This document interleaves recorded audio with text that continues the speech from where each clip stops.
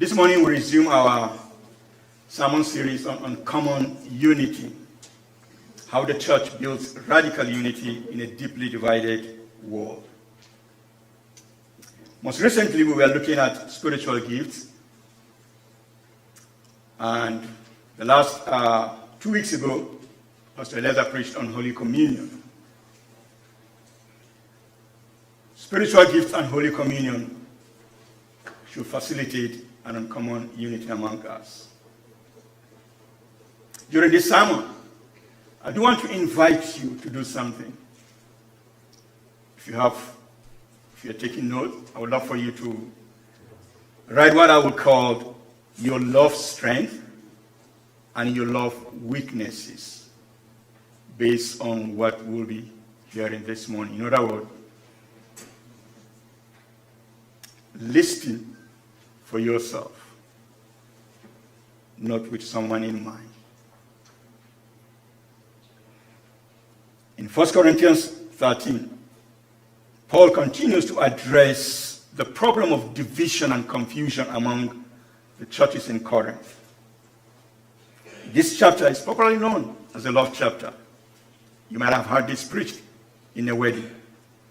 As a matter of fact, I preached this 7 years ago in a wedding at Naperville Covenant Church when I was joining a couple. But the question is this what Paul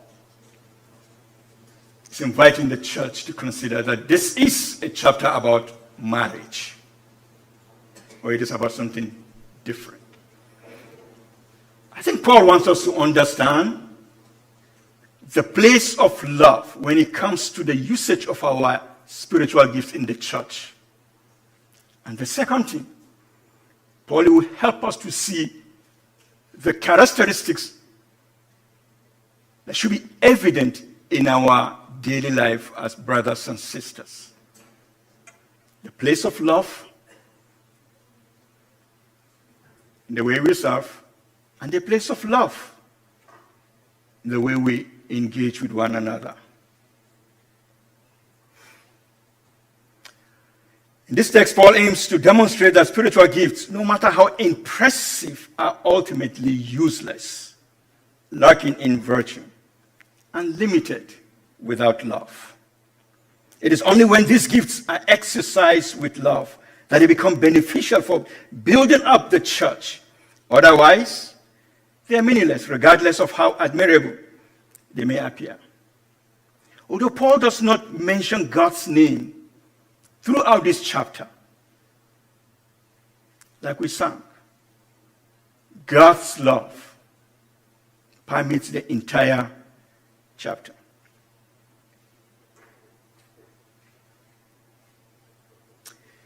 Friends,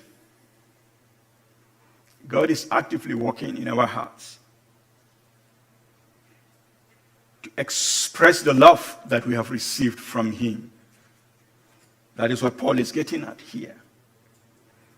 Earlier on in chapter 8, verse 1, Paul had said this about the place of love. He said, we know that we all possess knowledge, but knowledge puffs up, while love builds up. Brothers and sisters, there is a great danger in making success or accolades more important than character or walking in love. Imagine you are at a banquet where everyone is well dressed up even to impress. The food looks amazing. But when you took a bite, it was tasteless, with no flavor. You realize it's missing the essential seasoning that will bring it to life.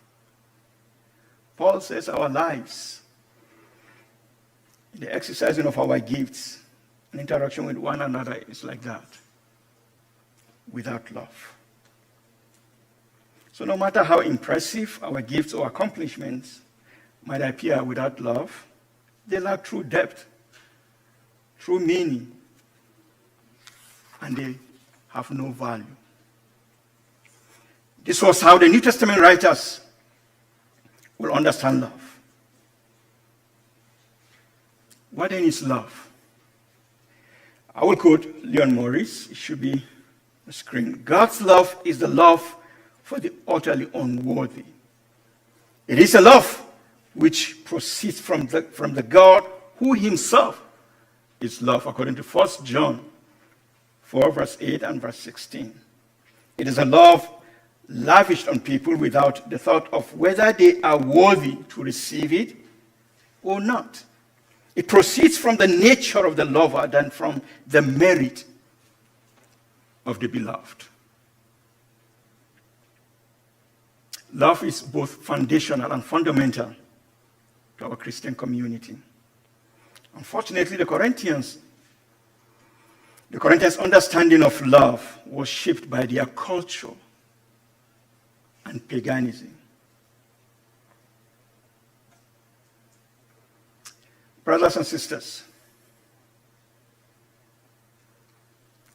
the Corinthians exhibited love that was self-centered. It's based on convenience and comfort. Therefore, my question to you is, what is shaping your understanding of true love? Is it a popular culture? Is it sensuality? Is it individualism? Because the source of your understanding, the source of your love, the understanding of your love will determine the outcome of your practice. I like what a Bible scholar said. He said, while other kinds of love, like those praised in society today, can stay hidden in the heart, it is essential for Christian love to be expressed, demonstrated, proven, and put on display. That is essentially what Paul was inviting the Corinthians to do. Your love must be displayed before all, not hidden in your heart. The place for love is not in our heart, it's out there.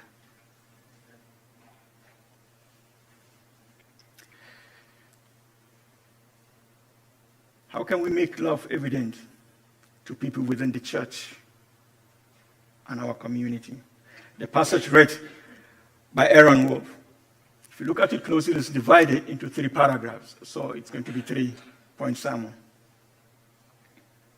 The first paragraph shows that God transformed us to move away from fruitless worship to fruitful worship. The second paragraph is where Paul demonstrated that God empowers us so that we decide to love differently. And the third one, God enlightens us to have a better understanding of love in relation to spiritual gifts. Friends, we are first enabled and empowered before we are obligated. So let's see how God empowers us to love. In verses 1 through 3, we see Paul listing.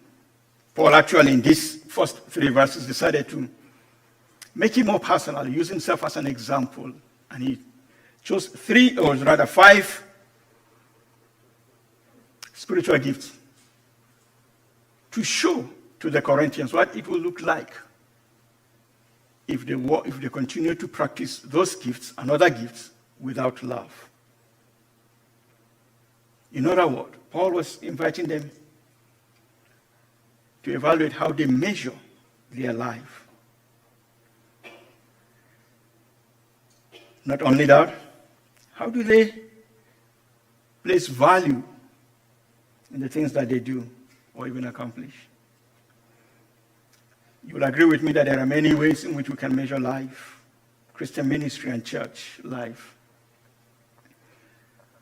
But when we look at Paul's invitation using these 5 gifts, I hope we can expand on that and say, yes, this area, that area, I'm working in love, I'm not working in love.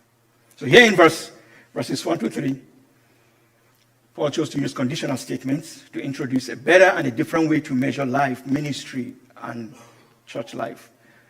Love is a true measure of all that we say, all that we have, and all that we do.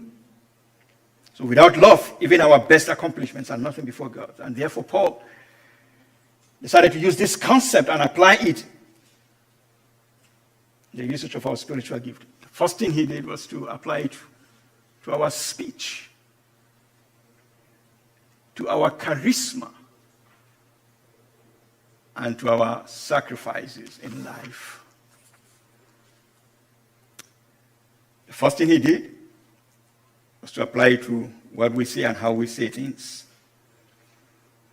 Verse 1 reads, if I can speak in the tongues of men and even of angels, now I'm reading from Amplified Version, but have not love, that reasoning, intentional spiritual devotion, such as it is inspired by God's love for and in us, I am only a noisy cymbal or a clanging gong. Just imagine that we're seated and someone begin to hit maybe something that will annoy us. Paul is saying that is exactly how it feels when we pray in tongues, those who believe in that. But when we do that in the church without an interpreter, when Paul had said we'll see that next week, I think, verse 14 of 1 Corinthians 14, 1 Corinthians 14, as well as 12 that we have just preached on, that the gifts of speaking in tongues edifies the individual, except there is an interpreter. So here Paul is saying, brothers and sisters, be careful when you use that gift.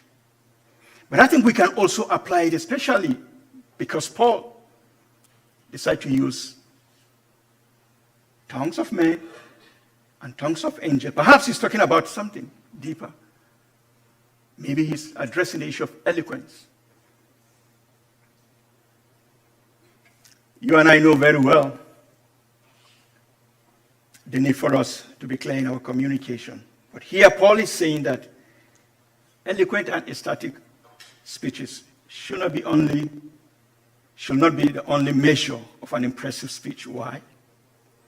Because it is possible that the most eloquent speech may communicate nothing of value. While some, with impressive words, might communicate something valuable. We see that in 2 Corinthians 10:10.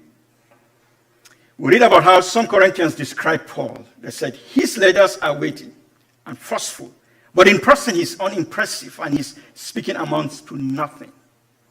In Exodus, when we look at chapter 3 and chapter 4, we see Moses contending with God about his calling. And one of the excuses Moses gave was this. He said, I have never been eloquent, neither in the past nor since you have been speaking to me. I am slow of speech and tongue. But I guess you and I will believe that these two Bible characters were deeply loving to their God and to the people that God had called them to serve. So the question now is, if we're going to use human standard, we will judge them as unimpressive. But their God is impressed. So both of these were very effective and faithful in their ministry. So in our eloquence, if our eloquence produces nothing of value apart from love. Now, I want you to hear me well. I'm not in any way saying that there is no place for eloquence. That's not what I'm saying. But where we place value matters, because it shows whether or not we are acting on love. Paul uses 3 gifts to talk about charisma. He said, when we can prophesy, when we have knowledge, we have even faith to move mountains. All these are to nothing of value, except we do so in love. Brothers and sisters, we cannot measure spiritual maturity simply by charisma. No. No. You might have heard this, that charisma without character is catastrophe. Because character is foundational to everything we do. Our behaviors might take us to the table. It is character that will keep us in that place.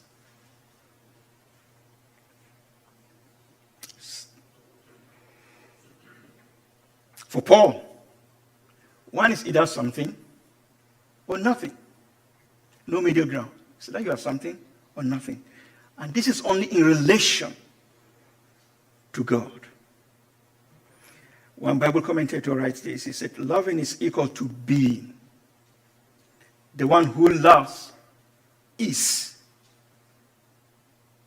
Therefore, our maturity is measured by our character, by our love, by our humility. Church, let us heed to Paul's warning that we cannot measure our spiritual maturity by the extent of our charisma, because that was what the Corinthians were doing.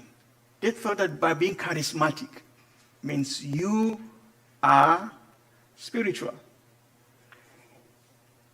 I remember years back, when I was in my undergrad back in Nigeria, I was in the library studying, and someone walked to me, and he said, "Are you Pentecostal?" And I looked at him. I said, "No, I'm evangelical." There is a backstory to that. Why am I bringing this? If you are very familiar, I think next spring, Virginia will be teaching us about world Christianity. If you're familiar with the rise of Christianity in Nigeria, especially lately, charismatism is one of those areas where the church is growing. Because the pastors are very charismatic. They look attractive. They speak well. They appeal to people. Paul is saying that's great so long as they do that in love. And the last thing Paul chose to use as an example is the gift of giving. How we give. What is the motivation behind our giving? Paul said we gain nothing of value when we give without love. Because just like one of the definition I just read, if love is that which is lavished on people without the thought of whether they are worthy to receive it or not, it means when you are giving, you're not expecting even a thank you from them. How do you feel about that? I don't know how you feel, but I know how I feel. When I give you something and you don't tell me, you don't respond by saying thank you. I sometimes look at you and say, okay, is it that the gift is not good enough? Or what? There is an expectation that we attach sometimes to our giving. But not only that, like what Aaron had read, sometimes as we give, we boast about that as well.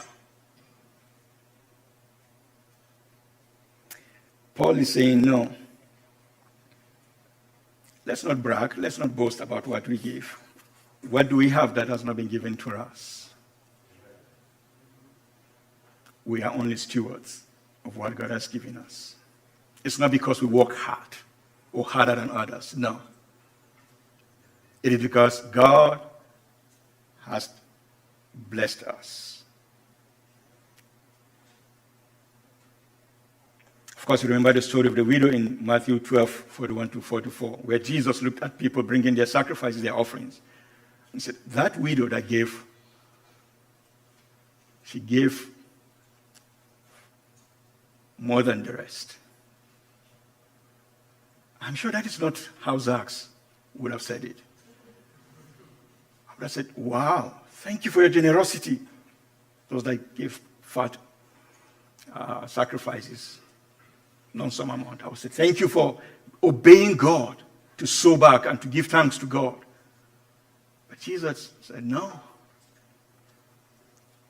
She gave and ready to die. Because it was what she had left to live on. She gave. Is that the way you give?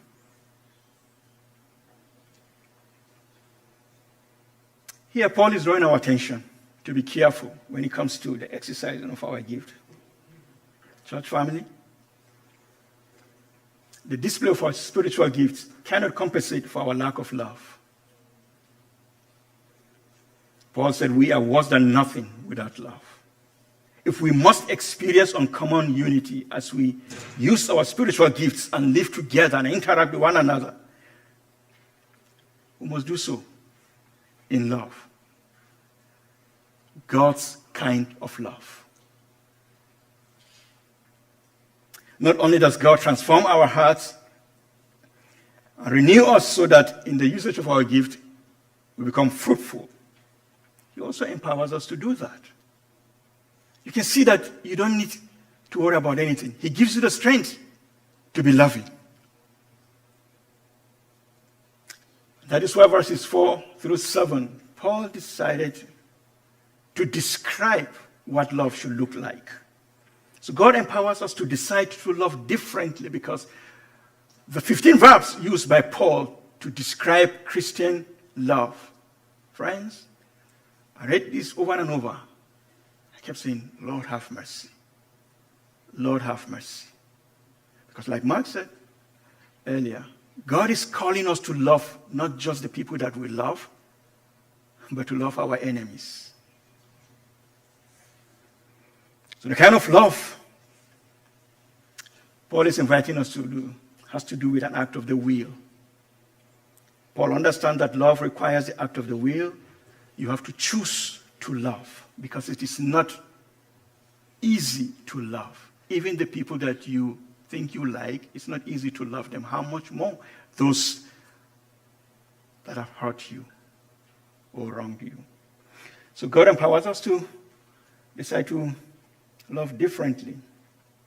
John Stott said this: God's love is a servant of the will and not the victim of the emotion. I know that we can talk about cognitive and non-cognitive expression of emotion. That's not my field. I will leave that to the social scientists, Dan and the rest of the people. They will talk about that, and that's a sermon for itself. But what Paul is drawing our attention to do is that love comes from the heart. We have to decide, we have to choose that we want to love because it is not easy to love. In describing this love, some of our English translation will give us the impression as though Paul was using adjectives. No, he was using verbs.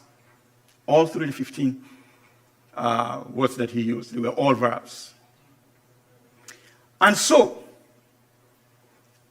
after careful readings of commentaries and exegetical materials, I put together something that I think is very close to the original language. So it's going to be displayed for us.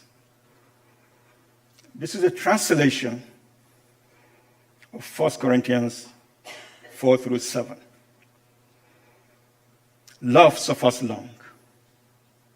Love shows and gives kindness. Does not burn begrudgingly of the status and honor of another. Does not behave as a braggart. Does not inflate its importance. Love is not ill-mannered. Does not preoccupy itself with self-interest, not cantankerous. Does not reckon, calculate bad or evil.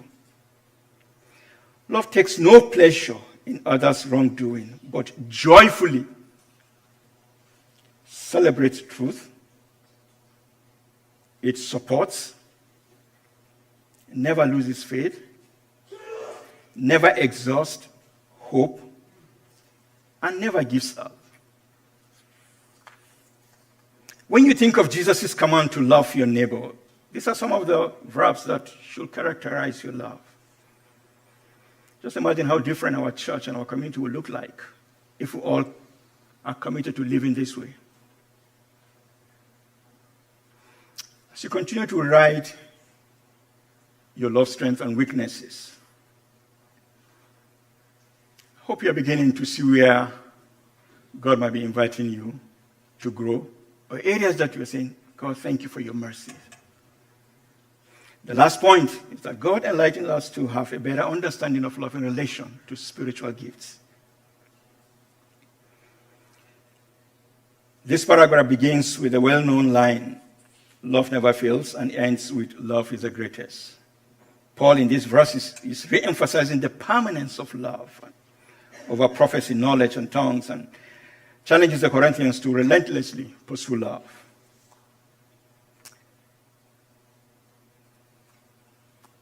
Let me try to apply what we have heard.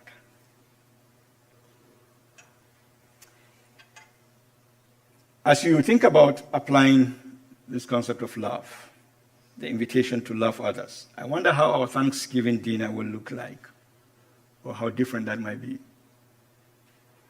I bring this up because we have dear friends who, in the election of 2016, they voted differently. Parents and children, different candidates. Thanksgiving came. The children refused to come to their parents' house to celebrate Thanksgiving. These were ministers of God. Because leading to the election, they didn't have what I would call loving conversation about their differences. Because love helps us to navigate difficult conversation. Just like we have seen some of the characteristics of love here. I'm not on social media, so I think I've been saved a lot. A lot. Sometimes Grace will say, oh, if only they would be quiet. I said, what? Oh, this person posted this and this person said this. I said, okay. Thank you, but no thanks. I don't want to hear that. Maybe it's not you. Maybe it's your friend. Maybe it's your colleague.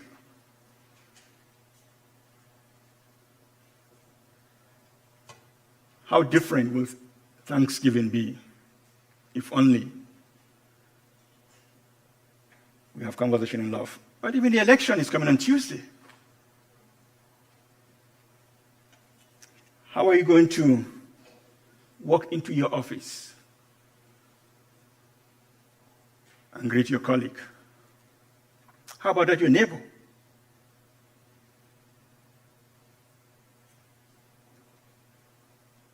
Friends, when we are loving, it is missional. In other words, our love testifies of the goodness of God, because our love is different from the love that is being displayed by the community. And that is why it takes God to help us live lovingly.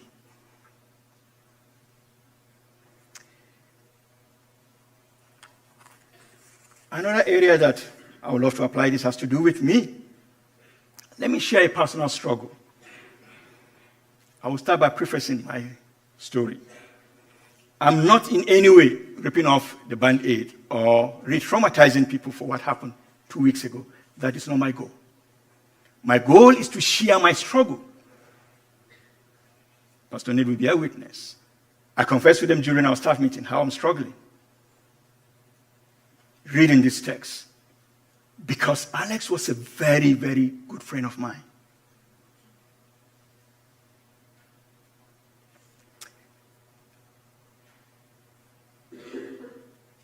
I'm struggling to continue to love him again, because of his decision and action over the last 2 weeks by attacking his father in the church. He knows that this is where I walk. I believe that with the help of brothers and sisters, I will get over that. A man seems to have problem with tough love, or detaching love, or letting go and let God. But I believe that tough love can be redeeming love as well. But critical to this, it's timing and discernment.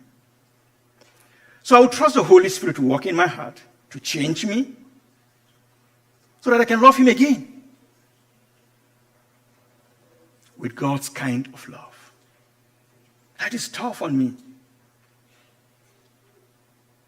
Nonetheless, I submit to you that I completely reject the view that the kind of love described by Paul in 1 Corinthians 13, it's an impossible ideal. I think the love that Paul is describing here can be lived within a limit and a wall of imperfection. This is a tension that is real to me. Because of this reality, I've chosen to walk towards the ideal.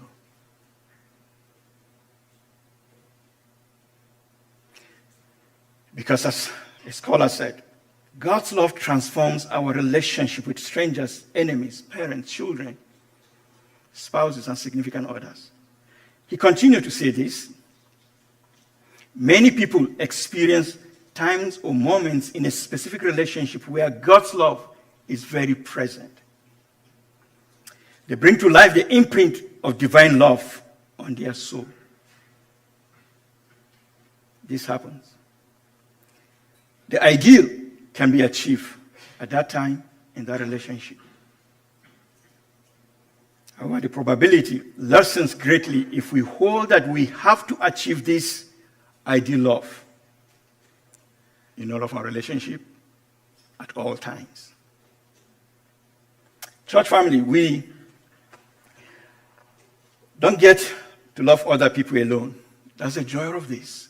We love others in the company of other believers. Even this morning I got text just encouraging me as I preach on this. That is where my hope lies, that I don't get to love my friend Alex alone. No. You are there to help me love him more. But not only that, we as a church as well have the invitation to love him. But the question is how? That is what we need to wrestle with.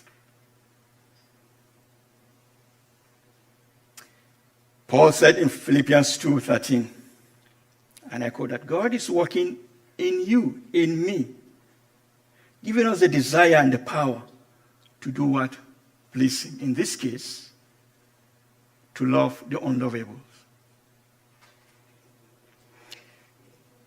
Let me return to our list that we've been writing. How are you doing with your listing? I will encourage you to cycle areas that you think you will continue to celebrate God's grace upon your life. And areas where you think, God, I need my sisters and my brothers to help me move forward.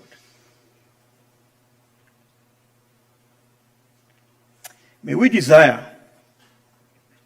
and pursue the most excellent way according to Paul. Because in verse 12, verse 31b, he said, let me show you the excellent way. And in 14:1, he said, pursue the way of love. It's a journey. It's not a destination. It's a process. I'm struggling today, loving my dear friend Alex. God will empower me, transform my heart, so that I will grow in loving him even more.